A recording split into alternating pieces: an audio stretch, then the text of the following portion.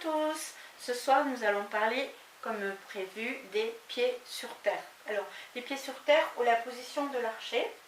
Donc c'est cette position là qui est dans les activités de l'allongement. Pourquoi l'allongement? Parce que l'allongement permet la décontraction pour les muscles de l'iliopsoas, muscles iliaques et psoas. Vous allez voir plus tard dans l'exercice que je vais vous faire, car l'inhibition au niveau des hanches verrouille le sacrum et raccourcit la respiration et interfère avec le mouvement crânien. Donc ce soir on va travailler sur la respiration profonde, le centrage, l'enracinement, l'organisation, le sens de l'orientation dans l'espace, l'équilibre, la coordination et la décontraction.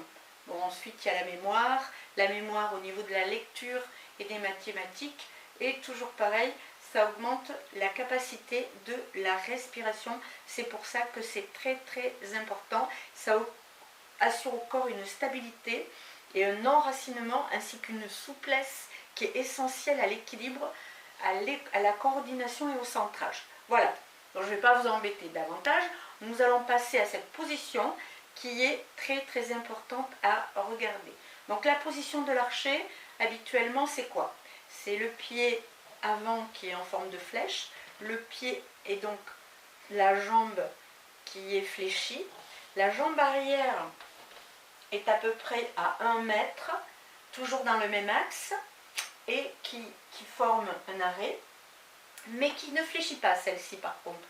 Le corps qui est bien droit, les mains sur les hanches, le corps qui est face au mur qui est en face de soi, et la tête qui suit le prolongement du pied avant.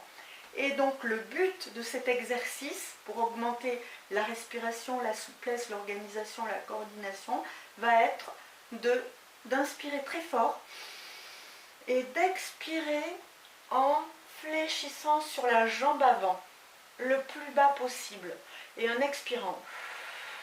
Et on remonte en inspirant, et on expire en fléchissant la jambe, et ceci 30 fois.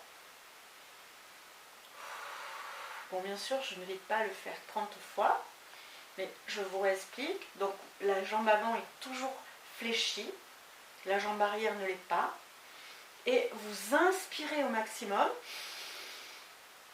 et que lorsque vous expirez, vous fléchissez la jambe de plus en plus, de plus en plus. Vous remontez en inspirant. Voilà. Et vous faites évidemment l'exercice sur l'autre jambe, toujours pareil. Donc le pied avant comme une flèche, avec le genou fléchi, la jambe arrière à 1 mètre de ce pied qui ne fléchit pas, le corps face au mur d'en face, la tête dans le prolongement du pied. Le but est d'inspirer très fort et d'expirer à fond en fléchissant la jambe. Vous remontez en inspirant à fond et vous expirez à fond.